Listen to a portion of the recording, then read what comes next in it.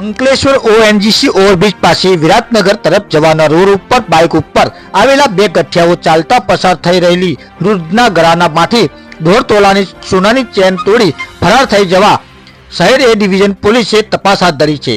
પ્રાપ્ત માહિતી અનુસાર અંકલેશ્વર વિરાટનગર સોસાયટીમાં રહેતા જસુબેન માધવભાઈ ડોડિયા બપોરના અરસામાં ઘરેથી નીકળી બહેનપણીના ઘરે જવા નીકળ્યા હતા।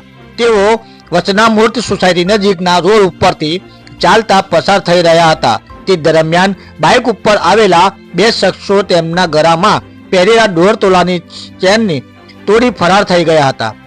જસુબેનને બૂમાબૂમ કરતા આસપાસના લોકો દોડી આવ્યા હતા।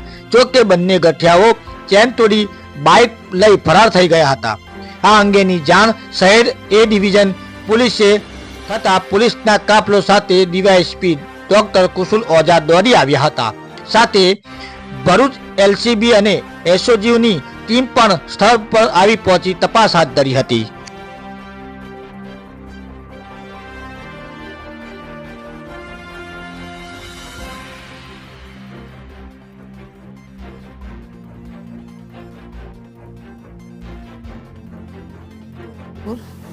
હું મારા ઘરેથી હું રોડ પરથી મારા બેનપણીને ઘેર જતી હતી એટલે પાછળથી બે જણ આવ્યા બાઇક પર, પણ પાછળથી આવ્યા એટલે બે રસ્તા પડે એટલે મને પાછળથી ખબર નથી પડી કે એ કયા રસ્તેથી આવ્યા।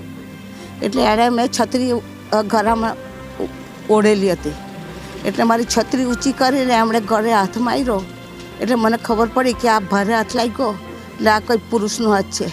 એટલે જેવો હાથ માર્યો એવો જ મેં ચોર ચોર ચોર ચોર કરીને ચિત્કાર પાડ્યા, પણ 1.5 તોલાની હતી સાહેબ। તમે પોલીસ સ્ટેશન પોલીસને જાણ કરી? હા, પોલીસને જાણ કરેલી।